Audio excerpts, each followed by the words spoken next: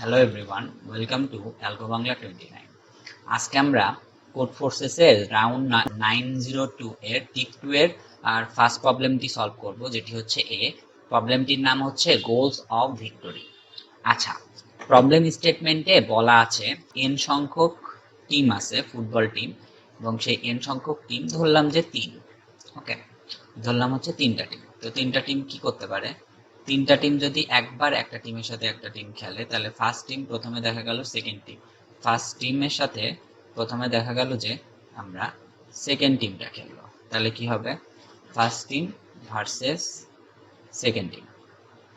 ওকে, তাহলে first team versus second team খেললো, তারপরে আবার ফার্স্ট টিম ভার্সেস কত থার্ড টিম খেললো। ওকে, তাহলে এই যে একটা টিম প্রত্যেকটা টিমের সাথে একবারই খেলতে পারবে। তারপরে কি হবে? তারপরে সেকেন্ড টিম আবার ফার্স্ট টিমের সাথে খেলবে। তারপরে কি হবে? তারপরে আবার সেকেন্ড টিম থার্ড টিমের সাথেও খেলবে, তাহলে থার্ড টিম। ওকে, এই যে সেকেন্ড টিমেরও দুইটা টিমের সাথেই খেলা হয়ে গেছে, একবারই খেলবে। তারপরে কি হবে? তারপরে থার্ড টিম আবার একইভাবে ফার্স্ট টিমের সাথে খেলবে, ফার্স্ট টিম। তারপরে আবার থার্ড টিম কি করবে? সেকেন্ড টিমের সাথেও, সরি, থার্ড টিম আবার কি করবে? থার্ড টিম আবার সেকেন্ড টিমের সাথেও খেলবে। তাহলে এবার কি হয়ে গেল? সবার সাথে সবার খেলা শেষ। এখন এখানে যেটা বলা আছে সেটা হচ্ছে আমাদের প্রত্যেকটা টিমের আলাদা আলাদা কি আছে? ইফিসিয়েন্সি আছে। ইফিসিয়েন্সি কি জিনিস? ইফিসিয়েন্সি হচ্ছে, আমরা বলতে পারি ইফিসিয়েন্সি হচ্ছে সেই জিনিস যে এই যে ফার্স্ট টিম, তারপরে সেকেন্ড টিম, তারপরে থার্ড টিম, এরা কে কতটা গোল করছে যখন যার সাথে খেলা হয়েছে, তার সাথে যে টিমের সাথে যে টিমের খেলা হয়েছে সেই টিম কে কতটা গোল করছে এবং কতগুলা গোল অপোনেন্ট টিম করছে, সেই দুইটা গোলের যোগফলের ডিফারেন্স বের করি, তাহলে সেই টিমের কি বের হবে? ইফিসিয়েন্সি বের হবে।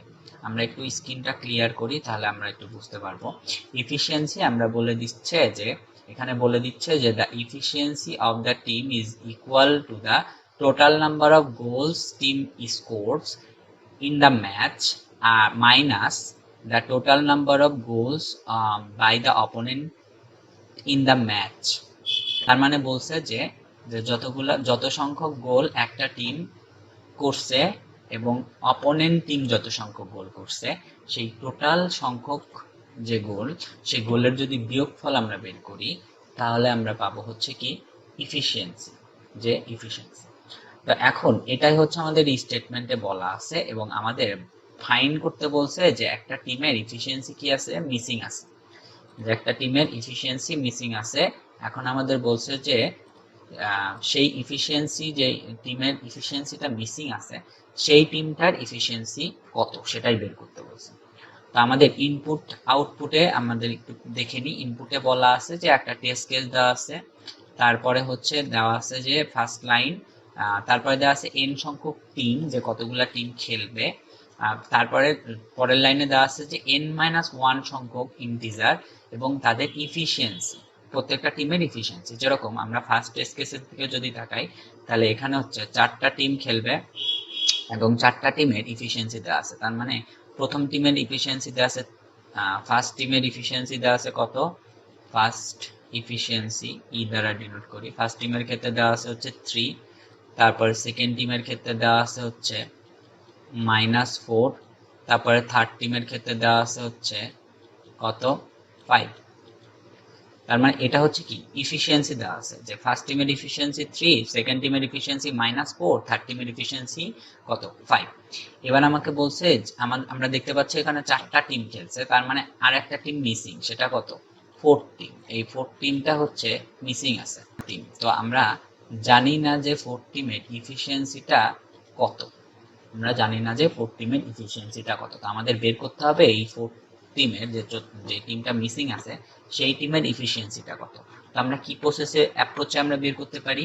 Simple approach. আমরা কি করব? আমরা এই যে প্রত্যেকটা টিমের ইফিসিয়েন্সি দেওয়া আছে, এই প্রত্যেকটা টিমের ইফিসিয়েন্সি যদি আমরা সাম আউট করি, তাহলে কি দাঁড়াবে?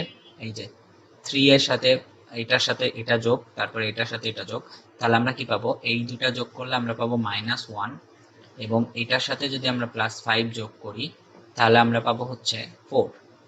তার মানে এইটা হচ্ছে আমাদের সাম করলে আমরা 4 পাচ্ছি। তো আমরা দেখতে পাচ্ছি যে আউটপুটে দেওয়া আছে হচ্ছে ইফিসিয়েন্সি হচ্ছে -4, কিন্তু আমরা পাইছি হচ্ছে 4। তাহলে আমাদের কি দাঁড়াবে, তাহলে এই জন্য আমরা হচ্ছে এই 4 যখন আমরা সাম বের করব তখন তার আগে যদি আমরা একটা মাইনাস বসাই তাহলে আমরা কি করতে পারবো, আমরা বুঝতে পারবো যে হ্যাঁ এটা হচ্ছে ইফিসিয়েন্সি -4। ঠিক একই ক্ষেত্রে এই টেস্ট কেসের ক্ষেত্রেও যদি আমরা যোগ করি, সবগুলা যোগ করার পর আমরা দেখতে পাবো যে এটার আসবে হচ্ছে -265, এটা আসবে ইফিসিয়েন্সি সাম করার পর, এই সবগুলা সাম করার পর -265 আসবে। তো এখন দেখা যাবে যে আমরা এখান থেকে যদি আমরা দেখি যে আমরা আমাদের যদি টেস্ট কেসের দিকে তাকাই আউটপুটে, তাহলে দেখতে পাবো যে এখানে 265 আছে। তো আমরা জাস্ট এটার সামনে জাস্ট মাইনাসকে আবার যদি মাইনাস দ্বারাই গুণ করি তাহলে আমাদের কি হয়ে যাবে, তাহলে আমাদের এই এটা পজিটিভ হয়ে যাবে, তখন আমাদের অ্যান্সার যেটা অ্যান্সার সেটা আমরা পেয়ে যাব। ঠিক আছে, ওকে। তাহলে এবার আমরা একটু কোডে চলে যাই, তাহলে আমরা কোডটা একটু দেখে আসি। আশা করি আপনারা সবাই স্টেটমেন্টগুলো বুঝতে পারছেন, এবং আমরা এখন একটু কোডে চলে যাই।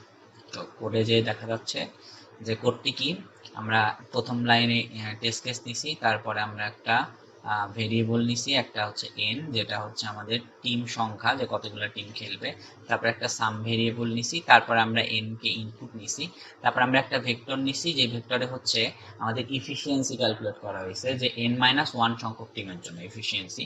তারপর আমরা একটু লুপ চালাইছি, লুপ চালানোর পর আমাদের ভেক্টরটাকে ইনপুট নিছি, ইনপুট করার পর আমাদের যে সাম ভেরিয়েবল, সেই সাম ভেরিয়েবলের মধ্যে আমরা প্রত্যেকটা ইন্ডেক্সের ভেক্টরের যে এলিমেন্টগুলা, সেই এলিমেন্টগুলোকে আমরা সাম করছি। তারপর ফাইনালি আমরা সামটাকে কি করছি, জাস্ট মাইনাস দ্বারা গুণ করে দিছি, আর কিছুই না, যে মাইনাস সাম করে দিছি, তারপরে সেটা আবার সামে অ্যাসাইন করছি, তারপর আমরা হচ্ছে সামটাকে আউট করতেছি। এটাই হচ্ছে আমাদের কোড ছিল। আশা করি আপনারা সবাই অ্যালগো বাংলা 29 এর পাশে থাকবেন এবং চ্যানেলটাকে ফলো করেন, লাইক করেন, শেয়ার করেন, সাবস্ক্রাইব করেন, যাতে আমাদের এই নিয়মিত আপডেট, নিয়মিত ভিডিওগুলো আপনারা পেতে পারেন। সেজন্য সবাইকে আজকের জন্য এই পর্যন্তই, ধন্যবাদ।